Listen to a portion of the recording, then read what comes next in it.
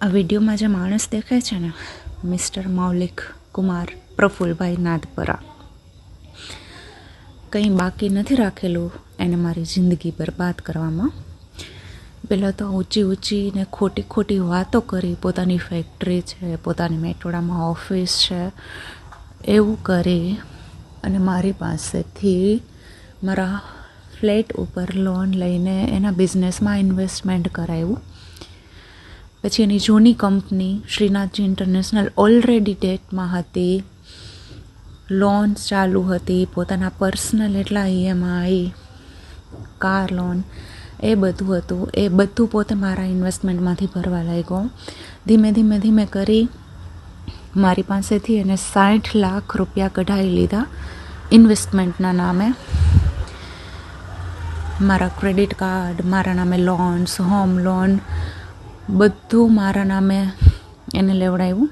અને મેં લાસ્ટ 1 વર્ષથી કાર્ડ ભરવાનું બંધ કરી દીધું છે.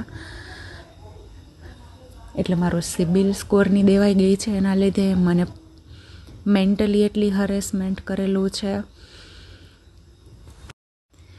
એના લીધે મને અરેસ્ટ વોરંટ આવેલું છે. અને તમે જોઈ શકો છો કેવી રીતે એક ક્રૂર માણસની જેમ મારી ઉપર હાથ ઉપાડે છે. આવું તો કોઈ જાનવર ઉપર બી હાથ ના ઉપાડે, એને બી દયા આવી જાય. આ એટલો નિર્દય હરામખોર માણસ છે. મને ખોટું બોલીને મારી ઓફિસ હતી એ પણ એનામાં સાઇન કરાવી લીધી અને વેચી નાખી મારી પરમિશન વગર.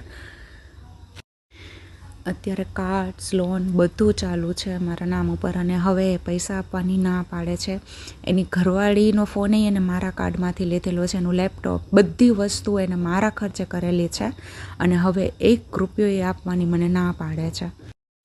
આ માણસને હું સજા દેવડાવીને રહીશ, એને જે મારી છોકરીની સામે હાથ ઉપાડેલો છે એના માટે.